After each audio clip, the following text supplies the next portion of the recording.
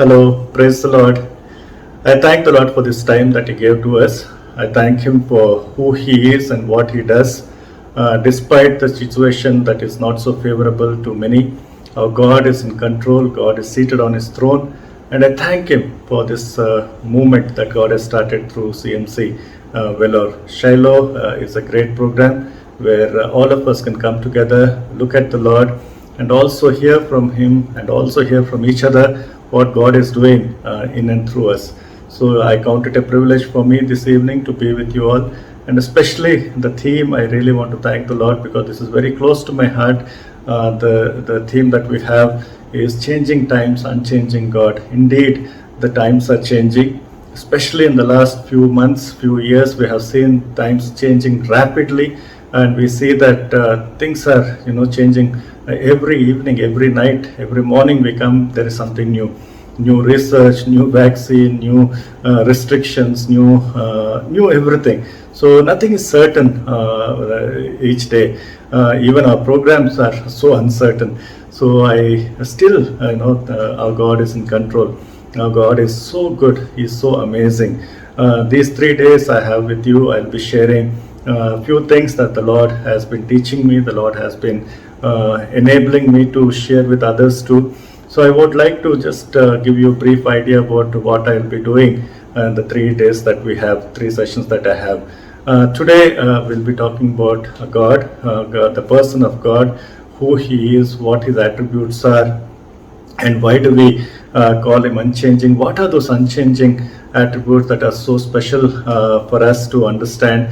Tomorrow we'll be looking at who we are in terms of what God wants us to be. And third day we'll be looking at who we will be and who we ought to be along with God and what we should be doing. So this is the brief outline that I want to give you, on which we'll be reflecting, on which we'll be working on.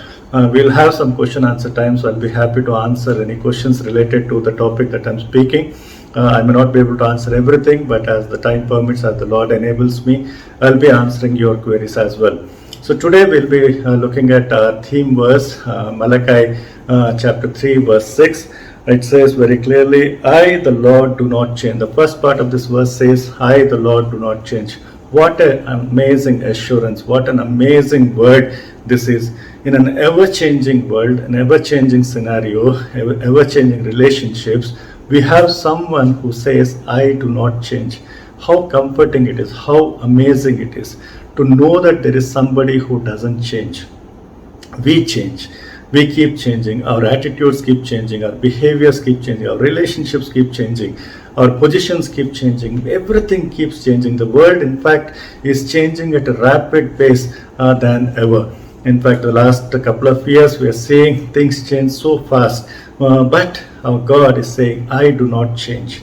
So is it important that to have somebody who does not change? Normally we say we need to adapt to change. Normally we say we need to change, along with the time. That's the common phrase we have. Move with the times is what the common phrase is. To an extent it is all right, that we need to move with the times. But there are some things they should not change. There are some things that cannot change, and if they change, the things can be very bad. So what God is saying to us is this, that things will change, times will change, people will change, relationships will change. But remember, there is somebody who does not change. That is me. And why is it so important to know that God is somebody who does not change? It is so important because we can hold on to Him. We can hold on to Him like an anchor. Anchor is something that all of you know.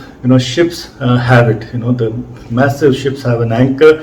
When storm comes or when they have to wait at a port, they just anchor it and it hangs on there, it stays on there. The stability is provided by anchor because anchor holds on. God has to be our anchor. God has to be our anchor because He does not change. Storms will come, times will change, difficulties will come. But if God is our anchor, we will face challenges, but we will still hold on. We will not be swept away. We will not be finished off. So it is very important for us to know that there is a God who does not change. And what are these attributes? What are these qualities of God that do not change and that have an impact on us? I want to just encourage you all to think about these things as I share, that we are talking about a God from the Bible, a God who has revealed himself in the Bible. Let me put it very categorically clear at the outset that God does not need defending. I'm not here to say God exists, doesn't exist, God is this, God. I'm not here to defend God. God does not need my defense.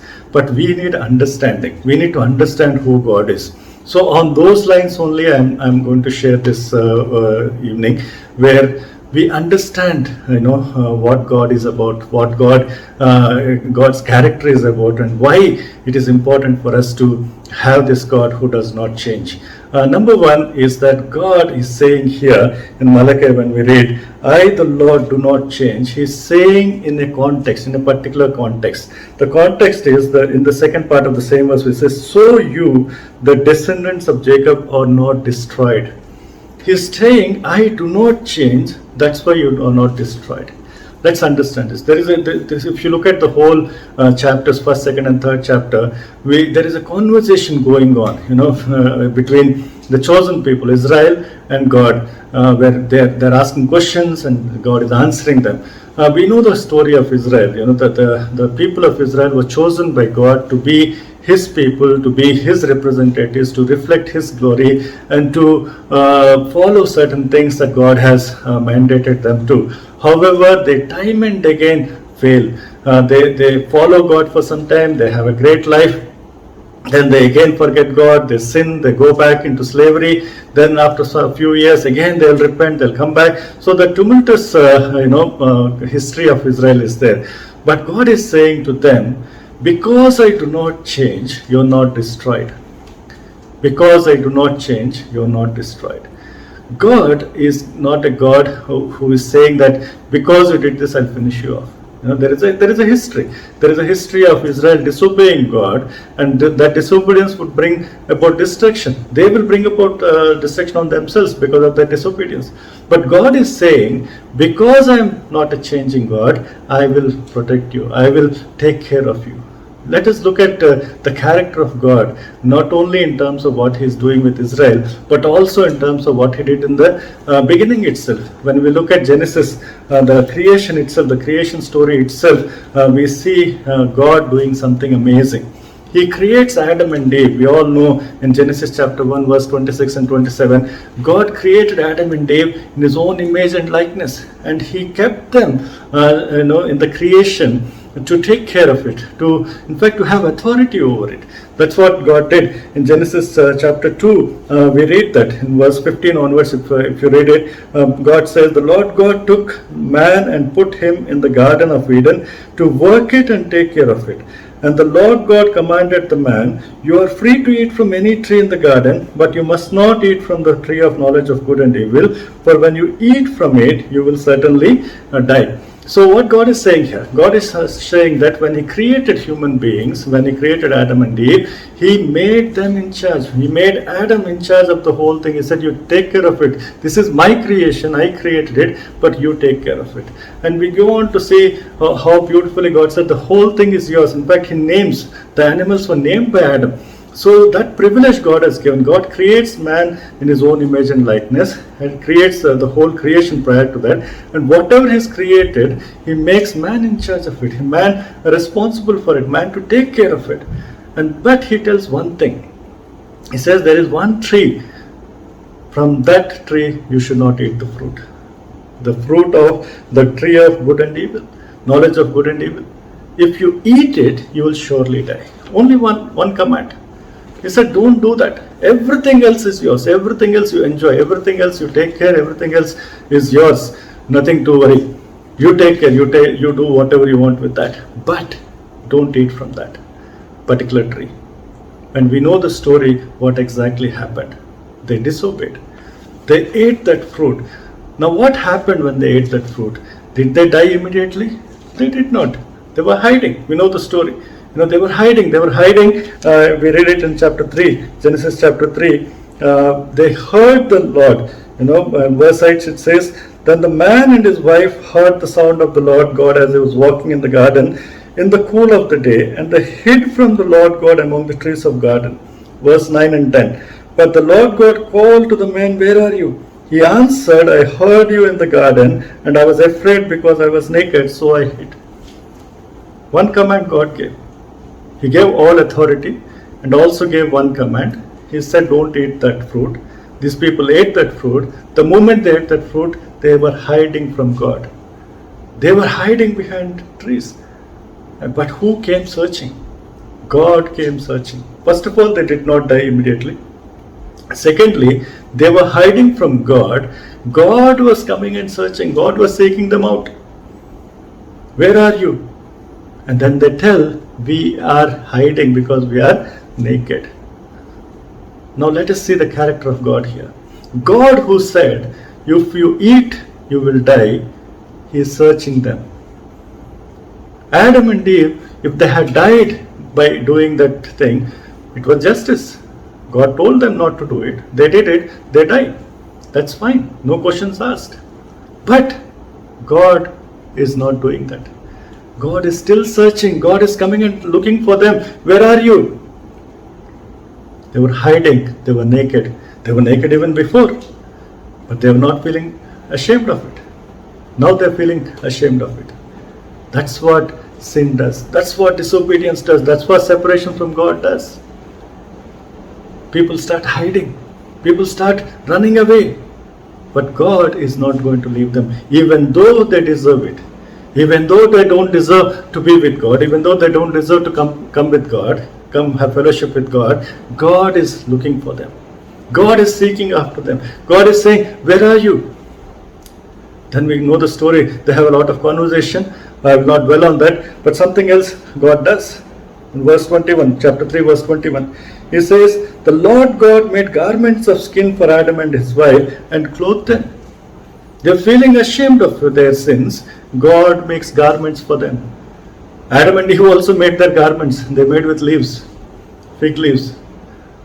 Imagine wearing fig leaves. Whole day you'll be making leaves of clothes only. Clothes of leaves only. But God makes them nice leather clothing. And what does He do after that? He sends them out of the garden. Even in sending out of the garden, we see grace at work. We see love of God at work. God says here in verse 22 onwards, and the Lord God said, the man has now become like one of us, knowing good and evil. He must not be allowed to reach out his hand and take also from tree of life and eat and live forever. So the Lord God banished him from the Garden of Eden to work the ground from which he had been taken. Just think about this. Banishing from the garden may look like, they're punished. Kind of a punishment, but there is grace in it, there is love in it. Why does God send them out of the garden? Because there is another fruit, that is fruit of life. What would happen if they eat the fruit? They would live in sin forever. There will be no question of redemption. See, the death came only because of sin, only because of disobedience. Now the death is inevitable, they are going to die. But God is enabling Adam and Eve and the mankind, rest of us, an opportunity not to die in sin forever. Therefore, He kicks them out of the garden. We see that grace operating. We see that love operating right there in Garden of Eden. That's what God is. The character of God is this. God who is a justice, God of justice. God is also love. God is also grace. God wants to have fellowship. That's another character of God. God looks for fellowship. God looks for people to come to Him. His own creation to come to Him. His own people to come to Him. So that they can have fellowship. They can relate to one another.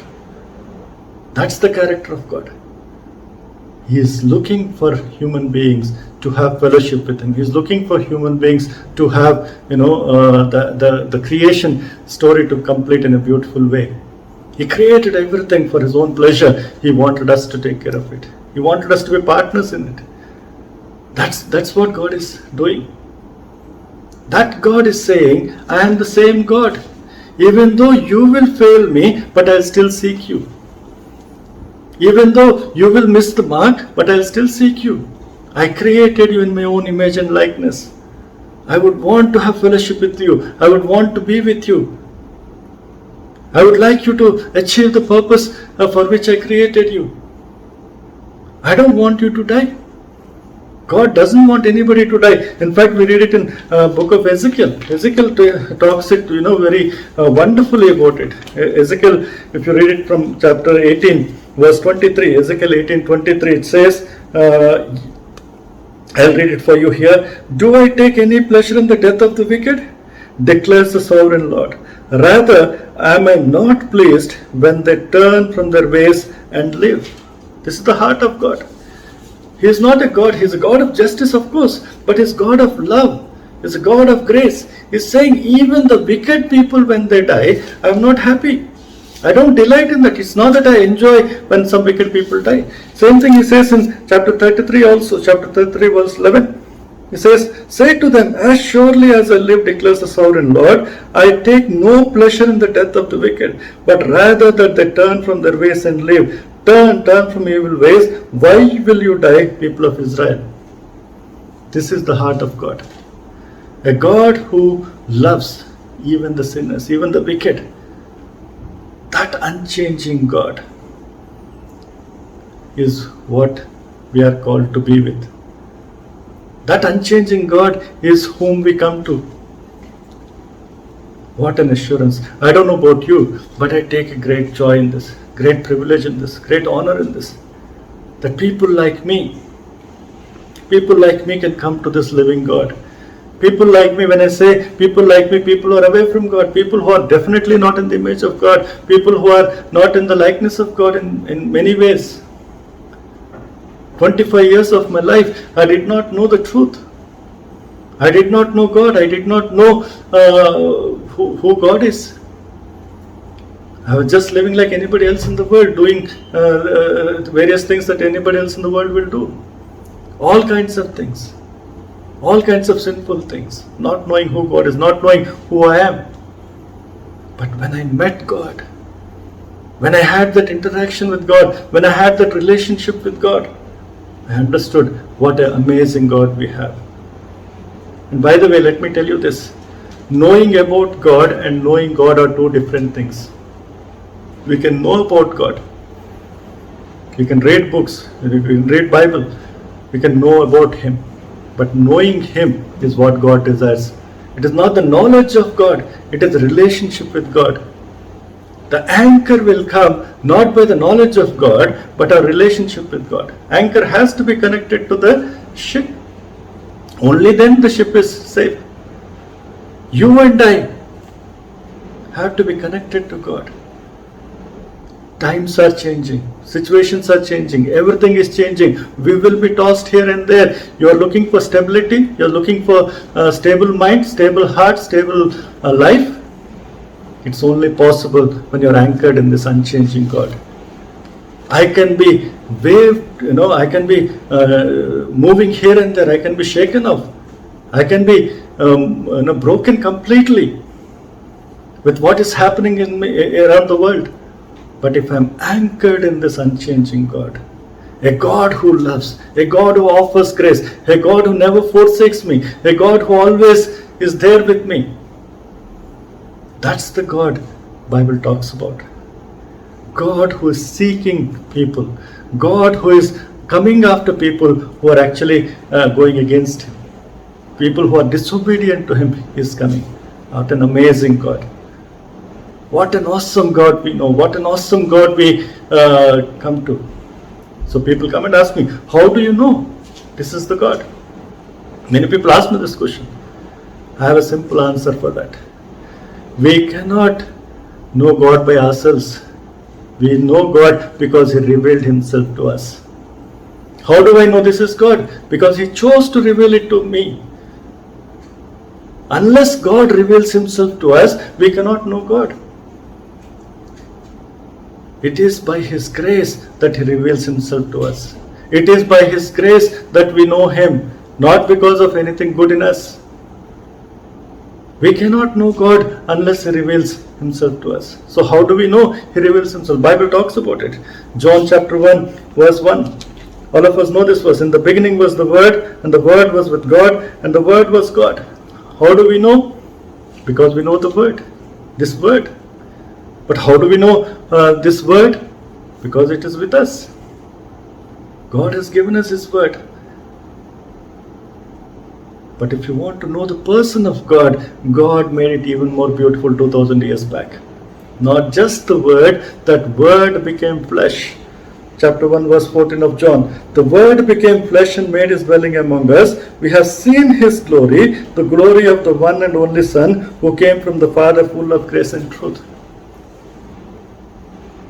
So we have seen. History is separated when Jesus came. That word became flesh. So how do I know God? Because I know Jesus. Because I know His word. Through His word, He reveals Himself to us. He reveals His character to us. He reveals who He is.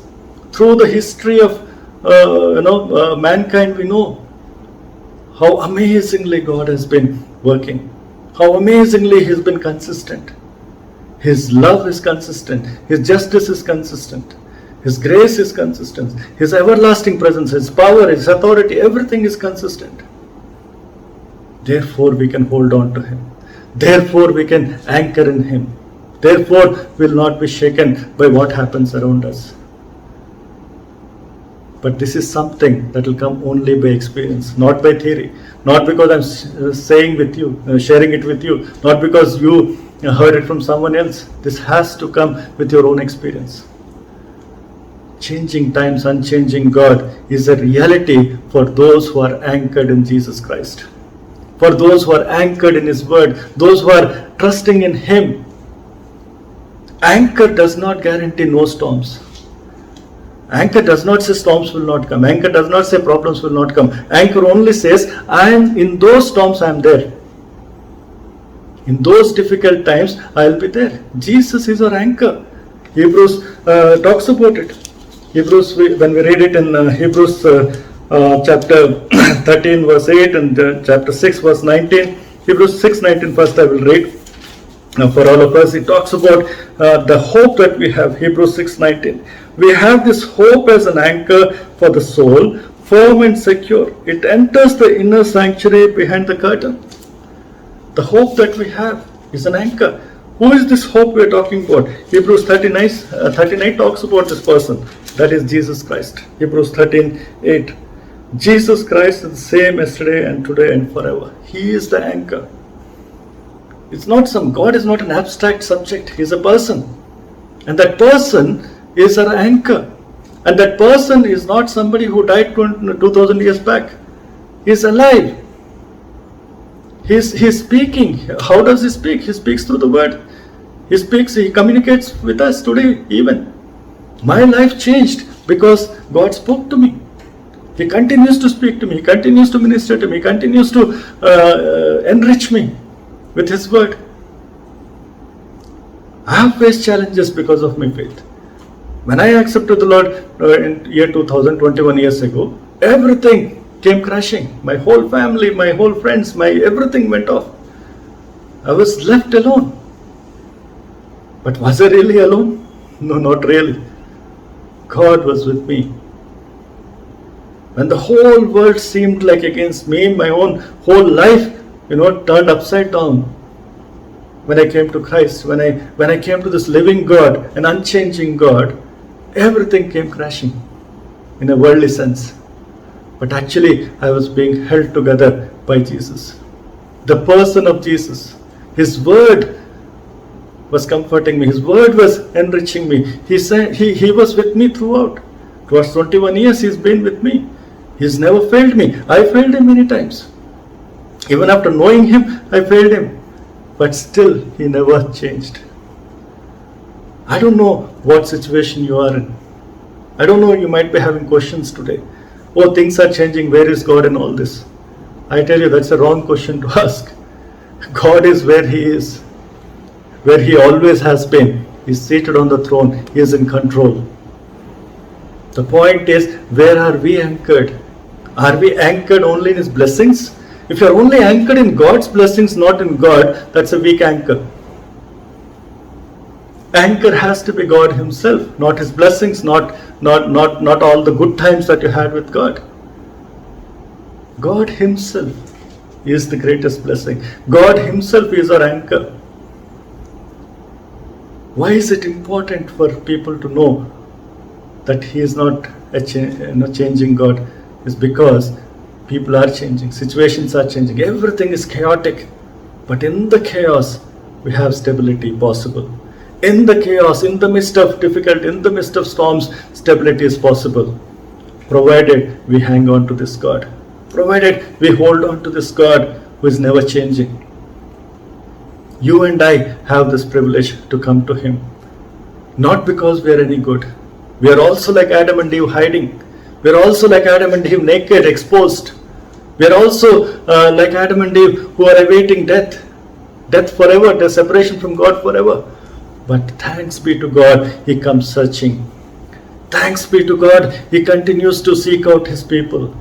Thanks be to God who does not delight in the death of anyone.